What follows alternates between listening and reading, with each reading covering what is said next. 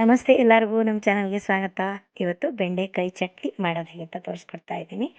ಮೊದಲಿಗೆ ಬೆಂಡೆಕಾಯಿನ ಚೆನ್ನಾಗಿ ವಾಶ್ ಮಾಡಿಕೊಂಡು ಒಂದು ಬಟ್ಟೆಯಲ್ಲಿ ಒದ್ದೆನೆಲ್ಲ ಒರೆಸಿ ಈ ಥರ ತೊಟ್ಟು ತೆಗೆದು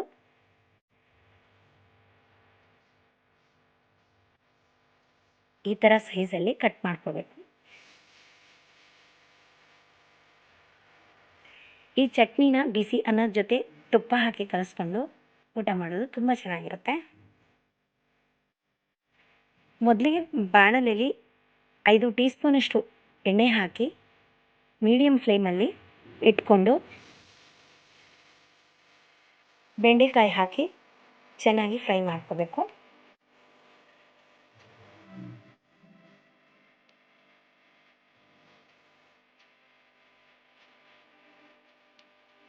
ಮಕ್ಕಳು ಹೋಳು ತಿನ್ನಲ್ಲ ಅಂತ ಹಠ ಮಾಡ್ತಿದ್ರೆ ಈ ಥರ ಚಟ್ನಿ ಮಾಡ್ಕೊಂಡು ಕೊಟ್ಟರೆ ಚೆನ್ನಾಗಿ ತಿಂತಾರೆ. ಇದು ಘಮ್ ಅಂತ ಪ್ರಮಾಣವಾಗೂ ಇರುತ್ತೆ, ಟೇಸ್ಟಿಯಾಗೂ ಇರುತ್ತೆ. ಈ ಥರ ಚೆನ್ನಾಗಿ ಬಾಡಿದ ನಂತರ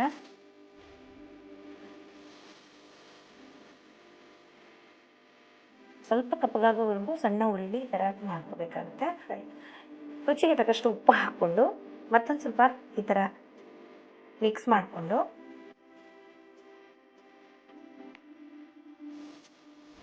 ಒಂದು ಹಿಡಿಯಷ್ಟು ಕೊತ್ತಂಬರಿ ಸೊಪ್ಪು ಕಟ್ ಮಾಡಿಟ್ಟಿರೋದು ಹಾಕಿ ಒಂದು ಸ್ವಲ್ಪ ಮಿಕ್ಸ್ ಮಾಡ್ಕೋಬೇಕು.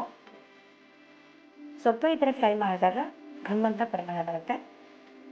ನಂತರ ಅದನ್ನು ಎತ್ತಿಟ್ಕೊಂಡು ಬಿಸಿ ಆರಲು ಬಿಡಬೇಕು.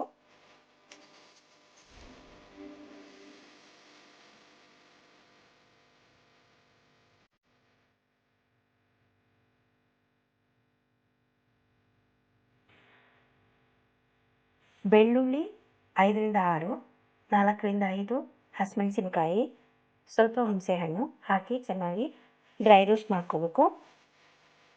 ಸಣ್ಣ ಉರಿಲಿ ಈ ಥರ ಸ್ವಲ್ಪ ಕಪ್ಪು ಕಪ್ಪಾಗೋವರೆಗೂ ಫ್ರೈ ಮಾಡ್ಕೋಬೇಕು. ಈ ಥರ ಮಾಡೋದ್ರಿಂದ ತುಂಬ ಚೆನ್ನಾಗಿ ಪರಿಮಳ ಬರುತ್ತೆ.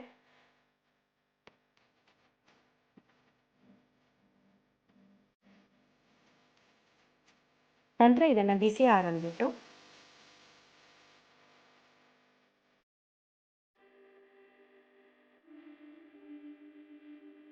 ಮಿಕ್ಸಿ ಜಾರಲ್ಲಿ ಹಾಕ್ಕೊಂಡು